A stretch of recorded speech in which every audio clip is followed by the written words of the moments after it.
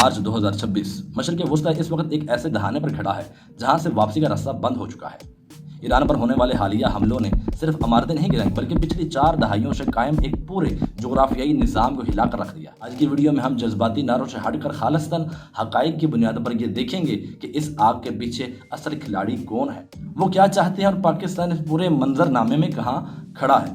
آج کی اس ویڈیو کو ہم 5 حصوں میں تقسیم کر کے سمجھنے کی کوشش کریں گے کہ آیا اس سارے منظر نامے کا لب لباب یا ماحصل کیا نکلنے والا ہے۔ چلیے ویڈیو کا آغاز کرتے ہیں۔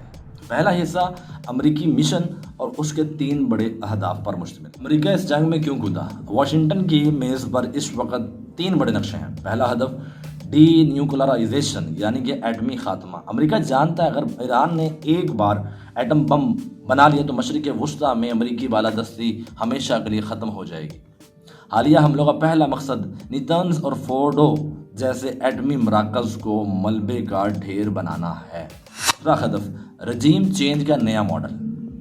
امریکہ اب زمینی فوج نہیں بھیجنا چاہتا، وہ اندرونی خلفشار پیدا کر کے ایرانی نظام کو اندر سے توڑنا۔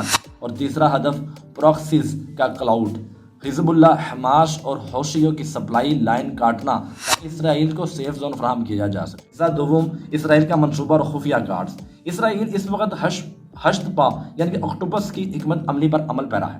وہ اب بازوؤں سے نہیں براہ راست سر سے لڑ رہا ہے۔ اسرائیل کا سب سے بڑا کارڈ انٹیلیجنس ہے۔ موساد نے تہران کے محفوظ ترین حصوں تک رسائی حاصل کر لی ہے۔ ان کا منصوبہ سادہ ہے، ایران کے دفاعی ڈھانچے کو اتنا مفلوج کر دو کہ جوابی حملے کی صلاحیت ہی ختم ہو جائے۔ حصہ سوم خامنئی کے بعد کا ایران، بقا یا بکھراؤ۔ سب سے بڑا سوال خامنئی صاحب کے بعد کیا ہوگا؟ تو دوستو ایران ایک نازک موڑ پر کھڑا ہے۔ ایک طرف پاسداران انقلاب IRGC ہے جو اقتدار پر گرفت مضبوط رکھنا چاہتی ہے، اور دوسری طرف وہ نوجوان نسل ہے جو تبدیلی مانگ رہی ہے۔ اگر قیادت کا خلا فوراً پر نہ ہوا تو ایرانی رجیم کے اندر موجود دھڑے آپس میں دست و گریبان ہو سکتے ہیں۔ یہ وہ اندرونی دراڑ ہے جس کا انتظار مغرب برسوں سے کر رہا ہے۔ حصہ چہارم کیا ہے؟ ابنائے ہرمز تیل کا گلا گھونٹنا۔ ایران کہتا ہے کہ اگر وہ ابنائے ہرمز بند کر دے گا، منطق کیا کہتی ہے؟ اگر ایران نے یہ راستہ بند کر دیا تو دنیا کے 20% تیل کی سپلائی رک جائے گی۔ تیل $200 فی بیرل تک جا سکتا ہے۔ لیکن یاد رہے یہ ٹام اینڈ جیری کا کھیل نہیں ہے۔ امریکی بحریہ وہاں موجود ہے۔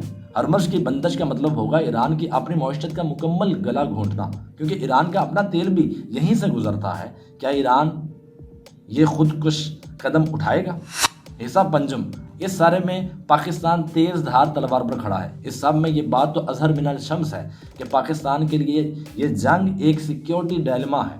معاشی اثر کیا پڑ سکتا ہے؟ پیٹرول کی قیمتیں آسمان کو چھوئیں گی جس کا اثر براہ راست آپ کی جیب پر پڑے گا۔ بلوچستان کی سرحد پر بد امنی اور پناہ گزینوں کا نیا بحران پیدا ہوگا، اور سب سے بڑی بات بھارت اسرائیل گٹھ جوڑ ہو سکتا ہے۔ یہ سب سے خطرناک پہلو ہے۔ بھارت اسرائیل کے ساتھ مل کر ایران کی سرزمین کو پاکستان کے خلاف استعمال کرنے کی کوشش کر سکتا ہے، جیسا کہ ہم نے کلبھوشن یادو اور کے کیس میں دیکھا۔ اسرائیل کے جاسوسی ٹیکنالوجی اور بھارت کے عزائم پاکستان کے مغربی محاذ کو مستقل غیر مستحکم رکھ سکتے ہیں۔ ایران پر یہ حملے محض ایک فوجی کارروائی نہیں بلکہ ایک نئی عالمی ترتیب، نیو ورلڈ آرڈر کی کوشش ہے۔ پاکستان کو اس وقت نیوٹرل رہنا ہوگا، لیکن اپنی سرحدوں پر نظر رکھنی ہوگی۔ جنگیں جذبوں سے نہیں، منطق اور معیشت سے جیتی جاتی، اور اس وقت ایران کے لیے منطق یہ کہتی ہے کہ وہ تنہا ہے، جبکہ دشمن کے پاس ٹیکنالوجی اور اتحاد دونوں موجود ہیں۔ آپ کو کیا لگتا ہے؟ کیا ایران اس دباؤ کو برداشت کر پائے گا یا مشرق وسطیٰ کا نقشہ بدلنے والا ہے؟ کمنٹ سیکشن میں اپنی رائے ضرور دیجیے گا۔ اپنے ہوسٹ عبداللہ عمر عالم کو اجازت دیں، ملتے ہیں کسی اگلی ویڈیو میں، تب تک کے لیے اللہ حافظ۔